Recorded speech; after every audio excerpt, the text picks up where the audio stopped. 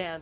Επιστρέψαμε, κυρίες και κύριοι, εδώ είμαστε. Όπως σας είπα στην αρχή της εκπομπής, κάθε φορά θα έχουμε στην εκπομπή μας εκπροσώπους του Συλλόγου Φροντιστών Νομού Ιωαννίνων, που μας παραπέμπει σε καθηγητές για να δίνουμε τις λύσεις των θεμάτων. Σήμερα η πρεμιέρα έγινε στις πανελλαδικές εξετάσεις, όπως πάντοτε, άλλωστε, με το μάθημα της νεοελληνικής γλώσσας, της έκθεσης, όπως το λέμε όλοι μας. Και το θέμα αυτό ήταν ο ανθρωπισμός. Τα παιδιά δοκιμάστηκαν και εξετάστηκαν σε ένα δοκίμιο του Παναγιωτόπουλου. Εδώ όμως βρίσκεται η φιλόλογος η κυρία Θάλια Κορδά για να μας δώσει τις απαντήσεις και να συζητήσουμε λίγο το κατά πόσο εύκολα ή δύσκολα μπορούν να θεωρηθούν τα θέματα. Παρακαλώ από το κοντρόλ να γίνει μια διόρθωση στον τίτλο. Κυρία Κορδά, σας ευχαριστώ πολύ που είστε εδώ. Και εγώ ευχαριστώ για την πρόσκληση. Του Παναγιωτόπουλου το δοκίμιο σήμερα, σε σχέση με τον ανθρωπισμό. Η ανθρωπιά, κατά πόσο αποτελεί μια λέξη του καιρού μας, είναι όμως λέξη, είναι επιθυμία, κυρίως είναι πράξη. Θέμα το οποίο το χάρηκαν τα παιδιά ιδιαιτέρως, γιατί είναι όρος που είναι απόλυτα συνδεδεμένος με την ίδια την ψυχοσύνθεση των παιδιών, με τον ιδεαλισμό τους, με τα οράματά τους, με μια σχετική δυσκολία στο κείμενο. Το ξέρουμε κι εμείς από την περίοδο που ήμασταν μαθητές. Ο Παναγιωτόπουλος ήταν πάντα ένα δύσκολο όνομα και για μας. Είχε μια μικρή δυσκολία ως προς τους όρους, κυρίως επειδή προερχόταν από διασκευή του κειμένου. Πολύ όμορφο κείμενο όμως, το οποίο συγκίνησε τα παιδιά. Δεν δυσκολεύτηκαν, θεωρώ, στις ασκήσεις καθόλου. Αναμενόμενες, εύκολες. Και όσον αφορά το θέμα της παραγωγής λόγου, αποτελούνταν από τρία ζητούμενα σε σχέση με τα φαινόμενα που αποδεικνύουν το έλλειμμα της ανθρωπιάς σήμερα, καθώς και δραστηριότητες που απαιτούνται προς τον περιορισμό αυτού του φαινομένου, αυτού του ελλείμματος και από το ίδιο το άτομο και από συλλογικά όργανα. Είδαμε χαρούμενα, Θάλια μου, πρόσωπα, έτσι, χαρούμενους μαθητές να βγαίνουν από τις αίθουσες. Ακριβώς, γιατί είναι ένα θέμα το οποίο είναι ευρύ. Καταρχάς, δεν χρειάζεται αυτό το θέμα να διδαχτεί, κατά τη γνώμη μου, συγκεκριμενοποιημένα. Είναι ένα θέμα το οποίο η ίδια η διαδικασία διδασκαλίας με το που μπαίνει στην αίθουσα είναι ανθρωπιστική αγωγή εκ των πραγμάτων. Το καλημέρα είναι ανθρωπιστική αγωγή εκ των πραγμάτων. Όλα τα θέματα που έχουν διδαχτεί οι μαθητές, όλα οδηγούν στον ανθρωπισμό. Και γι' αυτό δεν δυσκολεύτηκαν, θεωρώ. Νομίζω ότι η συγκομιδή μορίων θα προκύψει περισσότερο από το επίπεδο του λόγου, των μαθητών, από την καλλιέπεια του λόγου, από το ύφος και κυρίως από την κατάθεση της ψυχής και του πάθους του κάθε παιδιού. Πολύ σωστά. Να μπούμε λίγο στις ασκήσεις. Εκεί υπήρχε κάποιος βαθμός δυσκολίας που μπορούμε να πούμε ότι πήγε να εξισορροπήσει τα πράγματα, γιατί κακά τα ψέματα κάπως έτσι βλέπουμε να διαβαθμίζονται τα θέματα. Λίγο θα έλεγα τα συνώνυμα και τα αντώνυμα. Όταν τα είδα τα θέματα το πρωί δεν τα θεώρησα δύσκολα, αλλά διαπίστωσα ότι σε κάποιες λεξούλες λίγο δυσκολεύτηκαν τα παιδιά και λίγο στην περίληψη. Κατά τα άλλα πήγανε καλά. Έχουμε κάποιες κάρτες που μπορούμε να δούμε τα θέματα λίγο πιο αναλυτικά. Νομίζω, ναι, είναι η περίληψη του Α1. Να γραφεί στο τετράδιο σε 100 έως 120 λέξεις η περίληψη του κειμένου. Μπορούμε λοιπόν να πούμε τα εξής. Ο δοκιμιογράφος στο κείμενό του πραγματεύεται την έννοια της ανθρωπιάς, επισημαίνοντας την ευρεία χρήση του όρου και τη μεγάλη ανταποδοτικότητά του, την ορίζει ως τη συμμετοχή στα ανθρώπινα δεινά και την παραβάλλει στον παλαιότερο όρο ανθρωπισμός, του οποίου το πρότυπο του ικανού ατόμου με την ανιδιοτέλεια και τη φιλαλήθεια αποτελούσε σποραδικό παράδειγμα κοινωνικής συμπεριφοράς, ορμόμενο από το προσωπικό χρέος. Σήμερα, ωστόσο, το κοινωνικό αίτημα για φιλαλληλία προκύπτει από την παγκόσμια συνείδηση της ανθρώπινης δοκιμασίας, παρά τις παρερμηνίες που έχει δεχθεί ο όρος και την αυτοανέρεσή του από τη συχνή χρήση, τη σύγχρονη αποξένωση, την απληστία και τον ευδαιμονισμό που καθιστούν τα ευγενή συναισθήματα αναχρονιστικά. Όμως η ανθρωπιά είναι επιθυμία και πράξη, πέρα από γνώση και δεν συνάδει με το φανατισμό και την περιφρόνηση, προϋποθέτοντας την αυταπάρνηση, την ενεργητική στάση και τη συνεχή δράση. Η περίληψη του κειμένου. Και συνεχίζουμε στην άσκηση Β1. Θα μου επιτρέψεις ναι. να κάνω ένα σχόλιο. Πάντα το άγχος των μαθητών, επειδή έχω περάσει πρόσφατα από Πανελλήνιες, μόλις πριν 5 χρόνια, ήταν... Και δυνάμει συνάδελφος από το ιστορικό αρχαιολογικό. Ναι. Αν υπερβαίναμε τις λέξεις ή γράφαμε λιγότερες, αυτό πώς έτσι βαθμολογείται, αρνητικά? Υπάρχει κάποια απώλεια μορίων, αν ξεπεραστούν κατά πολύ οι λέξεις, ήδη δίνει ένα περιθώριο και το Υπουργείο 100 με 120. Το σημαντικότερο είναι να αποδοθεί η έννοια του κειμένου. Δηλαδή αυτός που θα διαβάσει την περίληψη να καταλαβαίνει τι έλεγε το αρχικό κείμενο. Να αποδοθεί χωρίς αντιγραφή φράσεων του κειμένου, με προσωπικό ύφος του μαθητή και να ακολουθηθεί η αλληλουχία του κειμένου, του συγγραφέα. Πολύ ωραία. Οπότε όσοι μαθητές έτσι είτε έγραψαν λιγότερες ή ξέφυγαν, να μην στεναχωριούνται ιδιαίτερα. Αρκεί να μην έχουν ξεπεράσει κατά πολύ το όριο των λέξεων. Και να περάσουμε στην επόμενη ερώτηση, το Β1. Ζητήθηκε να αναπτυχθεί σε παράγραφο από 100 έως 120 λέξεις το περιεχόμενο μιας περίοδου του κειμένου, όπου έχει ως εξής: η ανθρώπινη λαιμαργία, η δίψα της ευζοίας δεν αφήνει τόπο για ευγενικά αισθήματα. Κάτι περισσότερο, τα ευγενικά αισθήματα θεωρούνται ξεπερασμένα. Μάλιστα. Είναι γραφικός δηλαδή όποιος έχει ευγενικά συναισθήματα. 10 μόρια η άσκηση, είναι η άσκηση με τα περισσότερα μόρια κάθε χρονιά.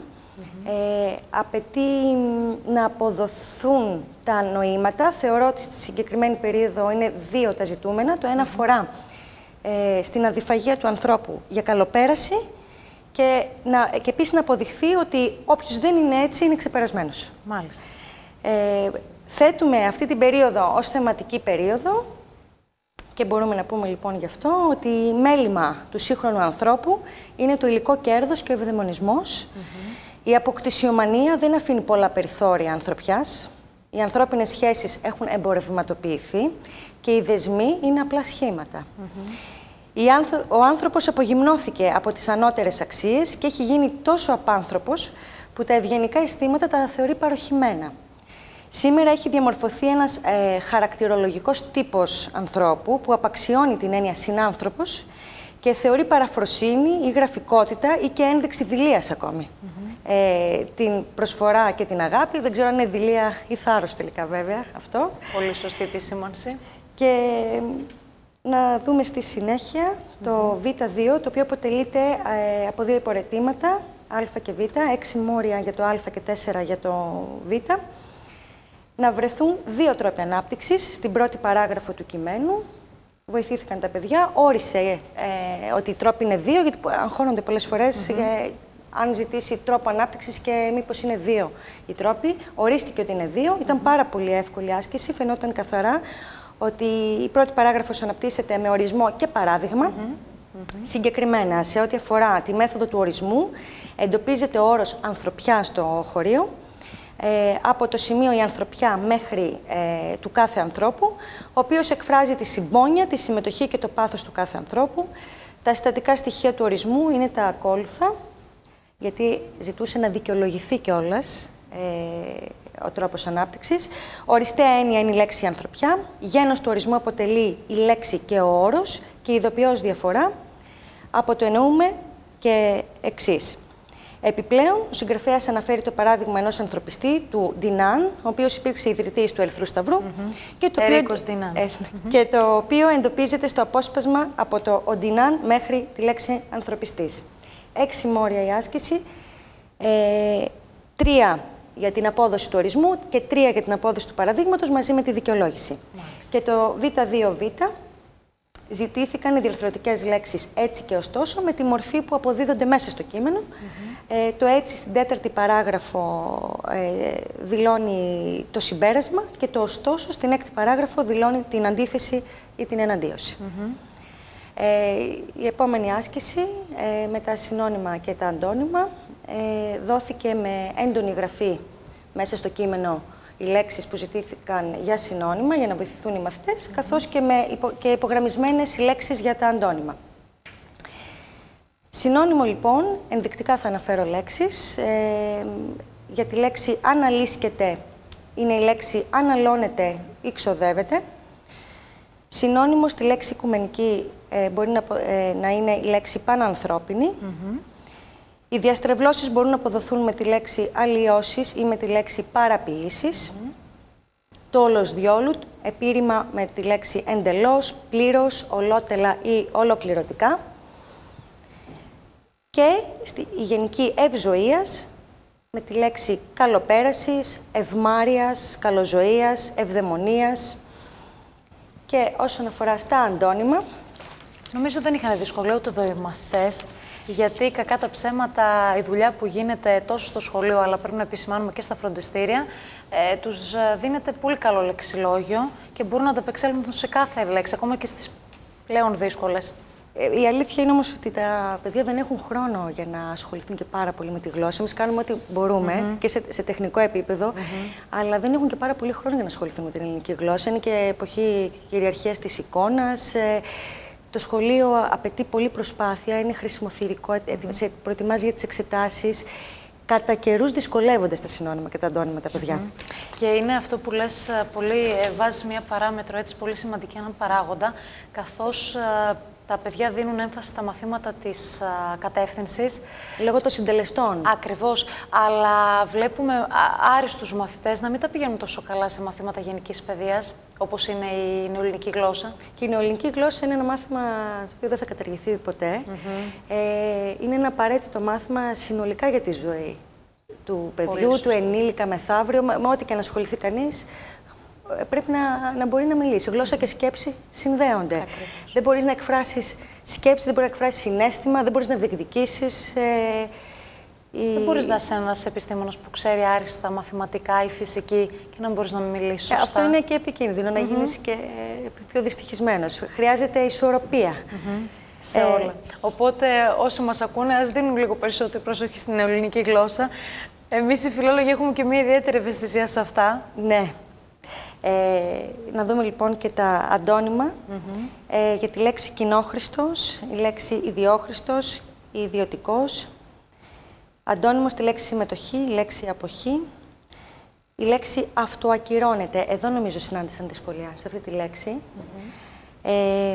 Μπορεί να δοθεί ως αντώνυμο η λέξη αυτοεπικυρώνεται ή αυτοεπιβεβαιώνεται. Η γνώση ως αντώνυμο η λέξη άγνοια και αδιάκοπης, αντώνυμη λέξη διακεκομένης ή ασυνεχούς. 10 μόρια για τις λέξεις, ένα μόριο για την κάθε λέξη, συνώνυμη, αντώνυμη. Και να περάσουμε στο Β4, μια λεξιλογική άσκηση. Ζητήθηκε σημείο στίξης, τα εισαγωγικά. Όπως είπα και στα παιδιά χθες το βράδυ, θα τα δικαιολογήσετε τα σημεία στίξης πολύ εύκολα, τα ξέρετε από το Facebook. Τα χρησιμοποιείτε ούτως ή άλλως. Εύκολο ήταν το εισαγωγικό. Ζητήθηκε στη φράση «Αυτός είναι μεγάλος ανθρωπιστής», στην πρώτη παράγραφο. Με τη φράση αυτή παρατίθεται σε ευθύ λόγο και αυτούσια οι απόψεις τρίτου προσώπου. Και ο Ερυθρός Σταυρός ήταν σε εισαγωγικά στην πρώτη παράγραφο, προκειμένου να αποδοθεί η ονομασία του φορέα, η επωνυμία δηλαδή. Το Β4Β ζητήθηκαν 3 φράσεις με μεταφορική χρήση. Συχνή άσκηση κι αυτή. Να αλλάξει κάρτα παρακαλώ. Β4Β. Β4Β. Ζητήθηκαν 3 μεταφορικές φράσεις. Ενδεικτικά θα αναφέρω κάποιες. Ήταν διάσπαρτο το κείμενο. Αισθαντικός ο Παναγιωτόπουλος. Όλο το κείμενο ήταν μια μεταφορική χρήση του λόγου. Ενδεικτικά θα αναφέρω τις φράσεις «Η δίψα της ευζοίας», «Χάνει τη θαλπορή, τη γλυκιά ζεστασιά της», «Η ανθρωπιά είναι κυκλική παρουσία», «Φτωχαίνει, αδειάζει, αποστεώνεται». Και να περάσουμε στο τρίτο μέρος των θεμάτων, στην παραγωγή του λόγου, στην έκθεση, όπως λέγαμε. Ζητήθηκε άρθρο, άρα πρόκειται για απαιτεί επικοινωνιακό πλαίσιο, απαιτεί άρθρο, απαιτεί τίτλο, συγγνώμη, άρθρο που θα δημοσιευτεί σε τοπική εφημερίδα. Σε άρθρο σας, λοιπόν, αναφερθείτε σε φαινόμενα που αποδεικνύουν το έλλειμμα ανθρωπιάς στην εποχή μας, αλλά και σε δραστηριότητες ατομικές και συλλογικές που αποσκοπούν στο περιορισμό αυτού του ελλείμματος από 500 έως 600 λέξεις. Με πολύ μεγάλη χαρά θα το δέχτηκαν το θέμα τα παιδιά. Είναι ευρύ το θέμα.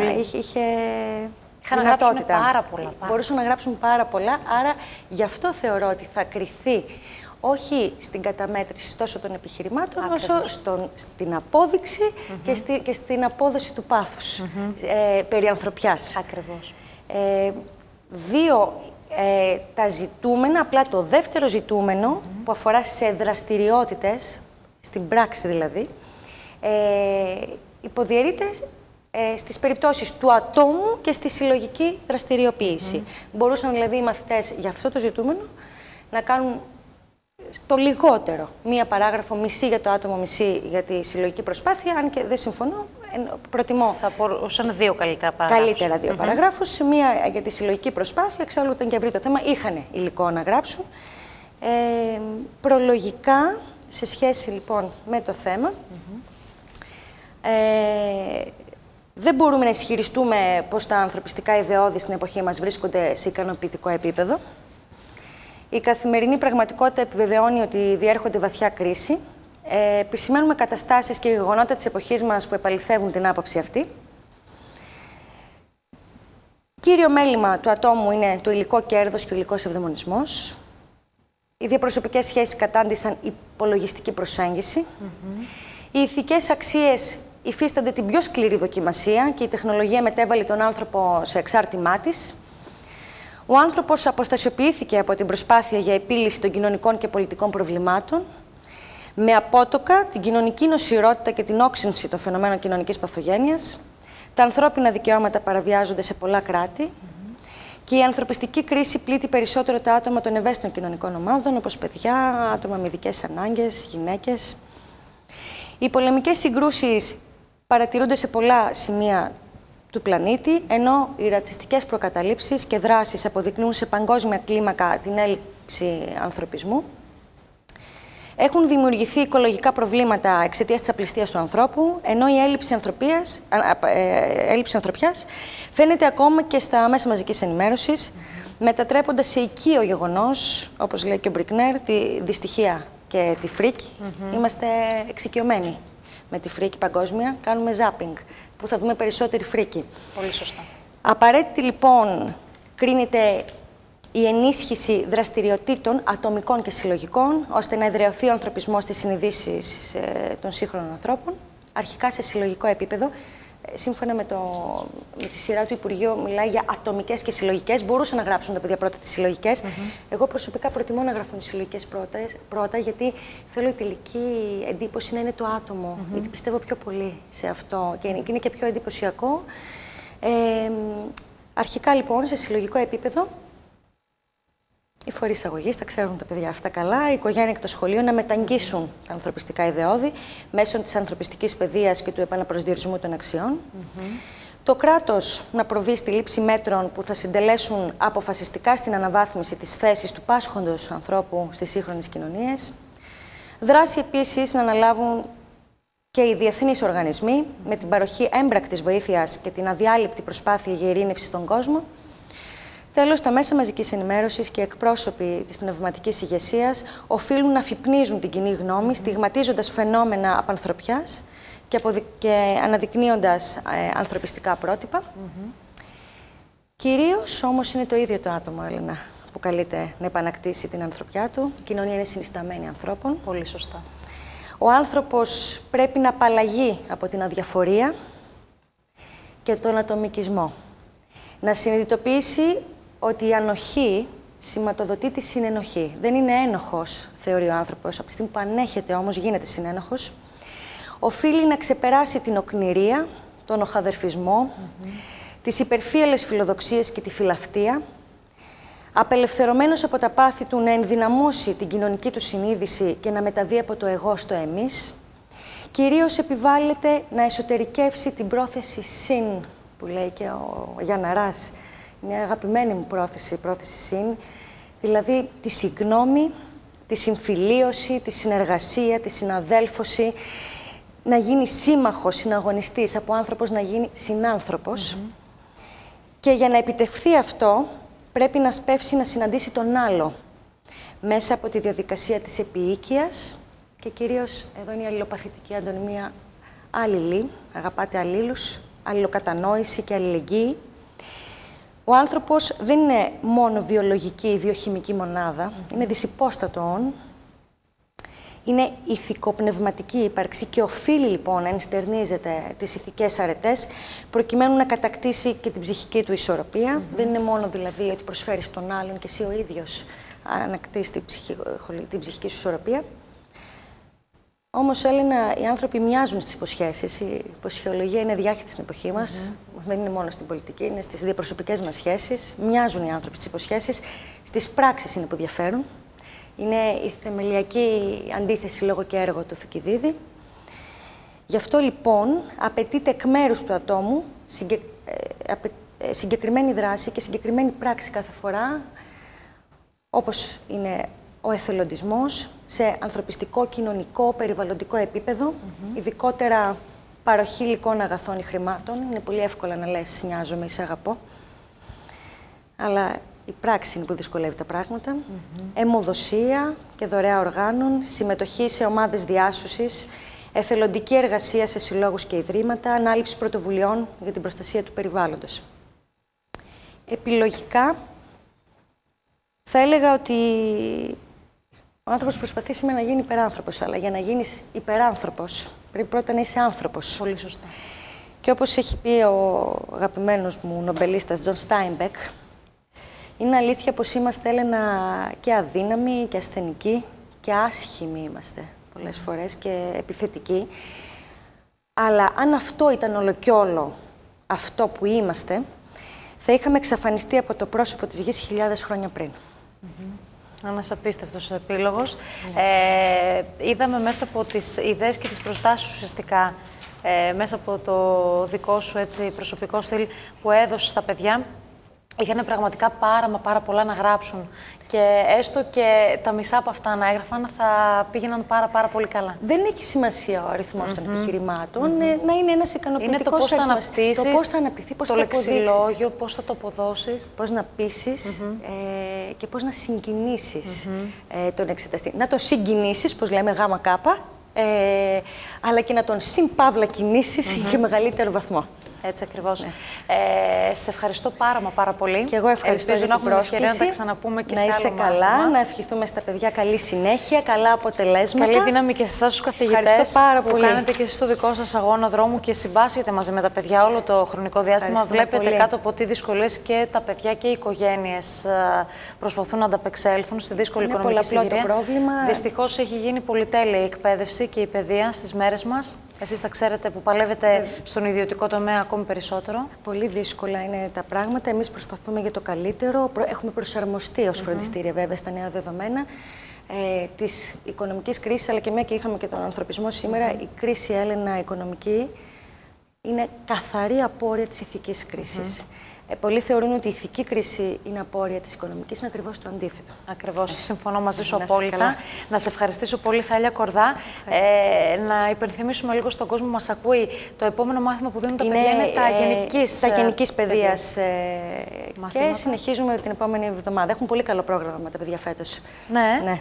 Μακάρι να είναι και εύκολα τα θέματα και να αριστεύσουν όλοι και να πάνε πολύ καλά. Ακόμη και οι αδύναμοι μαθητές, αλλά και να επιτύχετε και εσείς. Για όλους υπάρχει ευκαιρία. Ποτέ δεν πίστεψα στον ελιτισμό του άριστου μαθητή. Όσον αφορά ιδίως την επαγγελματική αποκατάσταση, είναι πολυπαραγωγικό. Νομίζω ότι μπορεί κανείς να κάνει θαύματα αρκεί να επιλέξει κάτι που του αρέσει. Και του ταιριάζει, πολύ σωστά. Και άλλωστε, όπως λέω εγώ, δεν είμαστε ούτε όλοι γεννημένοι επιστήμονες. Και υπάρχουν και άλλα επαγγέλματα που μπορούμε να κάνουμε και να ξεχωρίσει ο καθένας. Βεβαίως. Η παιδεία βέβαια είναι απαραίτητη σε ό,τι και αν κάνει κανείς. Σίγουρα. Σε ευχαριστώ πολύ, Θάλια. Καλή συνέχεια, να ευχηθώ καλή δύναμη στο έργο σας. Ευχαριστώ πάρα πολύ.